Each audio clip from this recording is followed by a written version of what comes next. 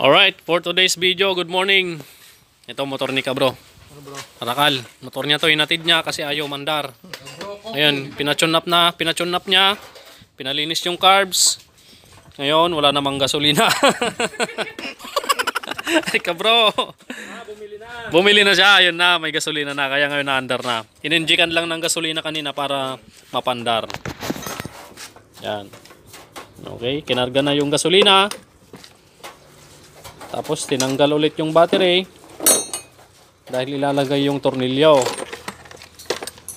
Habang nilalagay yung battery at yung gasolina, dito tayo kay Uncle from Urdaneta. You know. Good morning, Uncle. Good morning. Yon, shoutout po kay Uncle. At kay Mrs. niya, shoutout po, Ante. Yon. Dito po yung motor niya, mga bro. Biniyak natin yung makina niya. Ito lang sana yung kwan. Papalitan lang sana natin ng timing gear. At clutch damper. Kaya lang wala naman palang kalug itong damper niya, itong housing niya. Goods pa dahil bagong palit lang daw ito. Yung housing lang medyo may kwan siya ito. Yung mga nagkagatan ng lining. Malalim na rin. Yan, kung may mabibili tayong original na clutch housing, bibili tayo.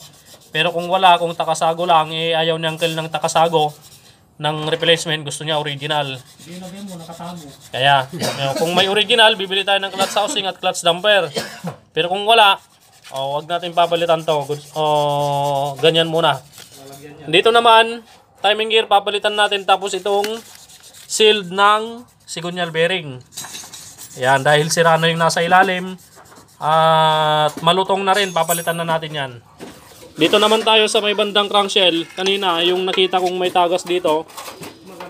Dito banda. Mas malala dito banda. Yan, dito. Nilinis ko naman to. Nilinis namin. Tinignan namin kung may crack. Sabi ko kay Uncle, sinuggest ko sa kanya. Kasi nakita ko dito naglalangis. Kaya yung sinuggest ko kay Uncle, hindi naman sana namin bibiyakin to. Kasi nakita ko dito may langis.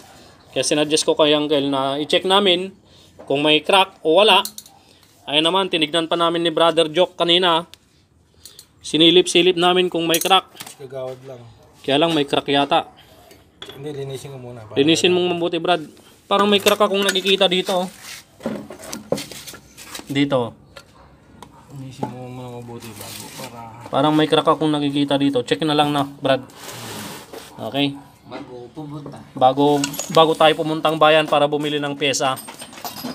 Okay, so yan na po. Linis pa tong makina ng Uncle. Walang kahirap-hirap. Kaya lang isang tao linisin. Tapos, isa pa dito, sa kanyang balbula. Sa may intake, ito malalim na. Yung sinasabi ko kadalasan yung malagitik. Pinong-pinong malagitik, ito malalim na. Yan. Hindi na siya makinis, katulad dito sa kabila. Palubog. Makinis pa. Dito palubog na, parang mangkok. Kapartner niyan yung yung sa may tappet screw. Ito, nasaan na yung rocker arm? Ito. May brungol, may rebrib. Yan. Papalitan na rin natin tong tappet screw. Dalawa. Alright. Kasi galing sa isa kong motor na bininta ko. Yun. Shoutout kay Uncle ha. Eric, magkakaroon yung gila mo. At ito na, umandar na to mga bro. Bro, start mo nga ka bro. Rakal 125. Yun. Okay na, umandar na. Maingay na rin yung makina ni ka bro. Timing chain. Magkano kaya naman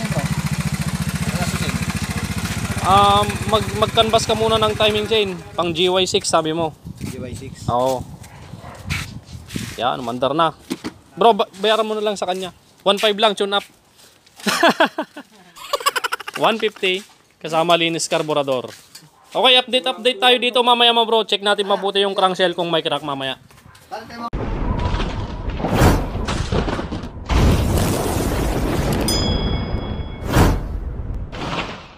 A few moments later.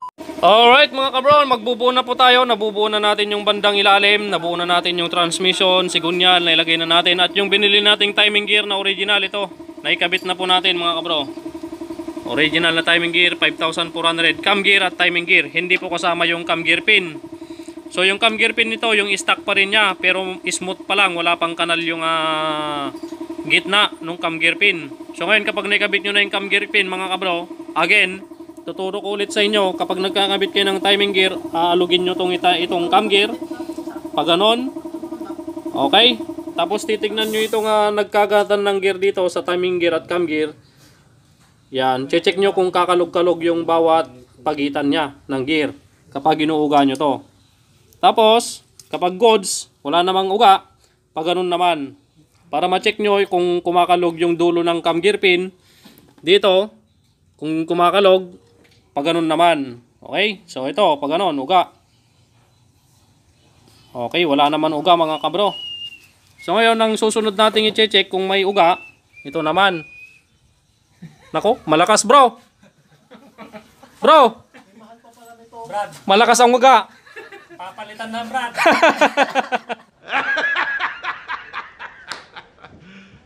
You serious? Katuwaan lang yun kagawad. No? Alright. Oh, so takpan na natin to. Lalagyan na natin yung stator, cylinder block at cylinder head. Dad, Oh.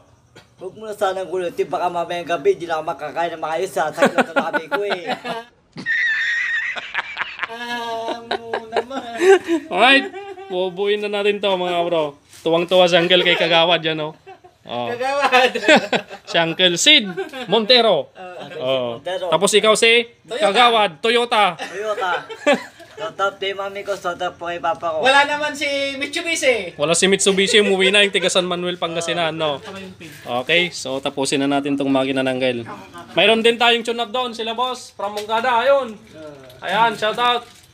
Shoutout from KSA. Shout out from KSA, si boss, bagong dating. Balikbayan. Sa akin. Boss, may dala kang tsokolate. Artisan Rookie Boss. Ha? Artisan Rookie Boss. Ay, nasa San Roque daw, nasa Mongkada. Punta tayo doon. Buti natin, para may dito. Bumili si boss, Ah. yung Barnuts. Barnat. Barnuts, bili na lang tayo sa tindahan. Ano ka gusto? Sabi lang, masyadong malayo sa kaila eh. Ayan, si boss from San Roque, Mongkada, Tarlac. Hindi makita yung kapugian niya, against the light tayo. Subscriber ni Kabro. Ayan, solid subscriber po natin yan. At syempre kay Kagawad. Yun o. Yun. Kaya ngayon, lahat na nang gustong, lahat na nakamotor dito yun ay paggawa. Sulit na sulit. Yan, Walang yan. palyado, walang palyado. Oo. Ang pulido yan. Ang Kaya- nagsasalita lang ang meron. Oh. Titingnan niya siyang ganun. Pero lumilindol, Brad. Lumilindol. Wala na, tumigil na. Salamat, tuloy ko badilyo. Alright, so buuin na natin to. Napapatagal tayo kay Kagawad. So, tate. One eternity later. Alright mga kabro. So ayan na, naubos na po yung mga ginagawa nating motor. At si Uncle, siya yung pinakaunang dumating at siya po yung pinakahuling uuwi. Ayun po si Uncle Sid Montero from Ordaneta, Pangasinan. Ayan po, ingat po Uncle ha. Okay, thank you, Ingat po sa biyahe. Ayan. Po, Nino. Uy, Ninong! Inaanak! Yun o. Babay po. Nasaan yung binigay ng Kyle? Nasaan yung binigay ng Kyle? Sama ka? Sama ka? Oh, sama ka daw kay Uncle. Ato, no mo. Magpapayo mo muna ako. Babay po, Nino. Pangasinan, taga-Ordaneta si... Ingat Uncle, ingat. Uwi na si Uncle. Sino yun ang pogi? Dinadagsa tayo ng Yun o. dinadagsa tayo. Uncle, ingat! Ingat! Napaka-smooth. Untik na Brad. Yun, umuwi na si Uncle mga kabro. Maraming salamat po sa inyong panonood. At isusunod natin ayusin to. Kukondisyon natin yung nabili nating 155. Babaklasin na natin yung makina dahil nung nakaraan binabana natin ng buo. At nandito sa ilalim. Yan. So ikukondisyon din natin yung makina niyan pang kulong-kulong service. Alright. Maraming salamat mga kabro sa inyong pong panonood. At ito po si Kabro Mechanic. Kasama si Kagawad Tupi-Tupi. Brother Lito Velasco. At Brother Joby Kiyanan. Pare Jeric Austria. At Kuya Kambal. Maraming salamat sa pagluluto ng aming tanghalian, Kuya Kambal. Alright? Hanggang sa susunod na vlog po natin, pagpalain kayo ng Panginoon. Kala niya masasabi niya yung Santo, amen. Amen. Amen. Pagpalain ng Diyos, ang aking pinakamamanalinaw na sana maayos ang muwi sa kapamamahay niya. Yun.